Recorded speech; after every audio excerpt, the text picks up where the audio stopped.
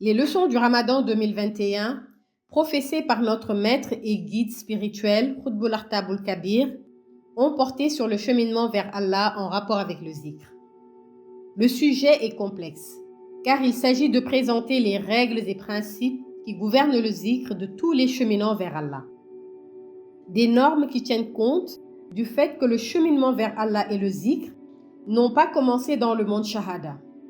Ils ont en effet eu cours dans le monde de la lumière et dans celui des âmes qui ont précédé le monde de la matière. Des principes et règles qui tiennent également compte du fait que les acteurs du cheminement vers Allah, que sont les prophètes et les saints, ne constituent pas des groupes homogènes. Par exemple, dans la famille de la prophétie, seuls 313 parmi les 124 000 prophètes ont été envoyés et chargés de missions divines sur terre. 27 sont cités dans le Coran, parmi lesquels 5 sont considérés comme étant les plus gradés en raison de leur volontarisme et détermination. Il en est de même pour la grande famille de la sainteté composée des Qutbul Artab, qui détiennent quant à eux les grades les plus élevés de la sainteté. Ce sont les bien-aimés rapprochés d'Allah, porteurs de missions divines dans le monde shahada. À cela, il convient d'ajouter les salihin, mais aussi les vrais croyants. Mais pour avoir vécu à des époques, dans des mondes et à des niveaux d'élévation spirituelle différents, ils ne pratiquent pas la même forme de zikr dans le monde shahada. En effet, le zikr effectué dans le monde shahada est prédéterminé par la forme de zikr pratiquée dans les mondes précédents.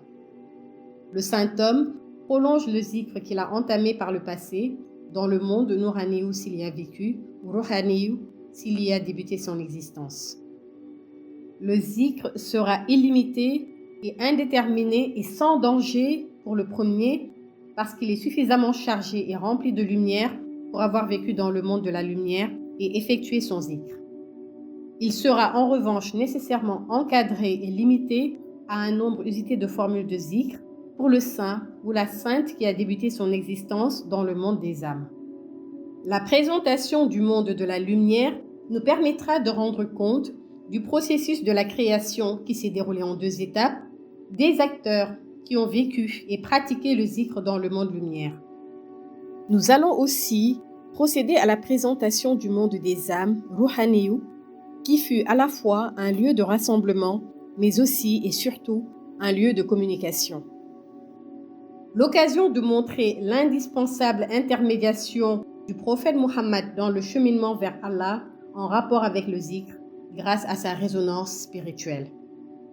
Le parcours du cheminement est encadré et sécurisé car s'il est facile et sans danger pour les saints qui ont commencé leur zikr dans le monde de la lumière et qui sont donc imprégnés de suffisamment de lumière, il est en revanche périlleux et parsemé d'obstacles pour les autres saints qui ont commencé leur existence et zikr dans le monde des âmes Ruhaniyu. Nous pouvons dès lors retenir cette importante distinction entre ces 2 catégories de sainteté. La sainteté de lumière, Wilaya Nour, d'une part, et la sainteté d'âme, Wilaya Ruh, d'autre part. Les conditions relatives au cheminant. Il ne doit pas douter de l'existence du Dieu. Il doit être dans un état de certitude absolue. Il a la pleine conscience de sa présence parce qu'il le sent, le ressent et donc le connaît. C'est sa foi inébranlable qui explique et motive sa décision ferme et définitive de se mettre en marche vers son Seigneur. Qu'est-ce que le cheminement vers Allah? Le cheminement vers Allah est un acte de volonté, celui d'un croyant prêt et résolument déterminé à prendre le chemin qui mène à son Seigneur. Ce qui caractérise ce cheminement, c'est qu'il n'est pas laissé au libre arbitre du cheminant. Ce n'est pas lui qui décide de la manière dont il va se mettre en route en direction de Dieu. Au contraire, c'est Allah lui-même qui définit les règles et principes qui encadrent la marche vers lui. Qu'est-ce que le zikr? Le zikr n'est pas le fait de se remémorer Dieu. Il va au-delà du simple rappel ou souvenir de Dieu. Le zikr et au contraire le bonheur de vivre la présence de Dieu. C'est la récitation d'un nom divin, d'une prière sur le prophète paix et salut sur lui ou d'une sourate du Coran. Le zikr, qui résulte de la connaissance de Dieu, est le moyen, pour ne pas dire le véhicule du cheminement vers Allah.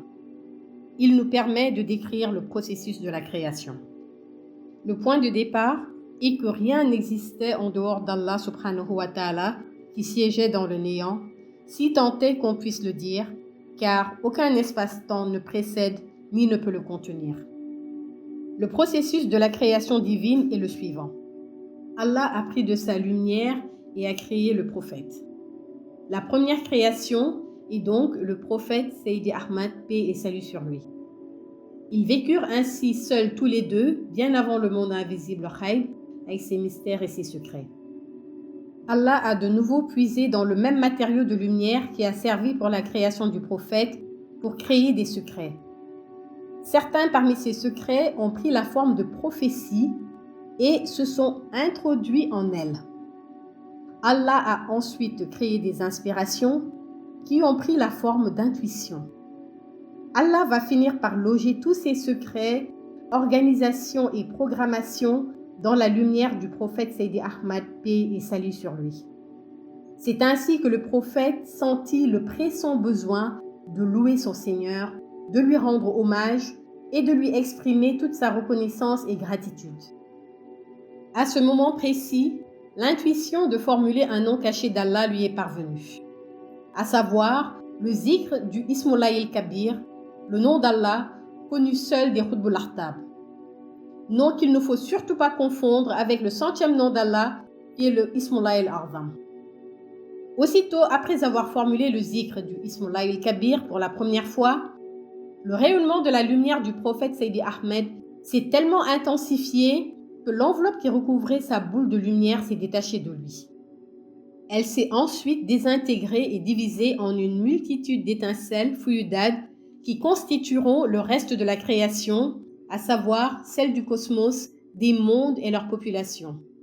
C'est-à-dire autant de nouvelles créatures qui, en dépit de leur nombre, nature et diversité, ont en commun le même matériau de fabrication, à savoir la lumière et le zikr du prophète Seydi Ahmad, paix et salut sur lui. Elles ont fini par toutes atterrir sur une nappe de lumière prévue à cet effet et s'y sont fortement collées. Pendant ce temps, la boule de lumière du prophète continuait à faire son zikr en tournant sur elle-même. Les boules, disséminées sur la surface de la nappe de lumière, se sont ensuite réparties en deux groupes. Le premier groupe, le plus nombreux, est resté immobile, incapable d'effectuer le moindre mouvement, tandis que les autres, formant le deuxième groupe, et dont le nombre était très limité, reçurent chacune, de la part du prophète Seydi Ahmad, paix et salut sur lui, l'inspiration d'une formule de zikr, à un nom d'Allah en l'occurrence, dérivé de l'Ismullah el-Kabir, dont la récitation lui conférera la faculté de se déplacer sur le tapis de lumière, de se démultiplier, ainsi que d'autres pouvoirs exorbitants que nous aborderons plus loin. Toutes les boules de lumière en présence, aussi bien celles appartenant au premier groupe que celles appartenant au second groupe, se virent chacune attribuée par Allah à un nom et une prédestination dans le monde Shahada à venir. C'est ainsi que parmi les boules qui avaient le contrôle de leur déplacement, certaines deviendront, quelques années-lumière plus tard, les 313 prophètes envoyés sur terre, les Awliya, c'est-à-dire les saints, avec le grade de Khutbul Ahtab, grand pôle secoureur, c'est-à-dire le grade le plus élevé des hommes de Dieu, à la Khadaratul Ilahiyya, où siège le gouvernement céleste. Ces Khutbul Ahtab sont au nombre de 4 et sont porteurs de missions divines dans le monde Shahada. Il s'agit des bien-aimés et rapprochés d'Allah subhanahu wa ta'ala, dont il est fait mention au verset 62 de la sourate 10 du Saint-Coran. En vérité, les bien-aimés d'Allah seront à l'abri de toute crainte. Ils ne seront point affligés. Rappelons leur nombre extrêmement limité et ajoutons-leur une autre catégorie de saints, celle des salihin, muqarraboun, qui sont des vrais croyants.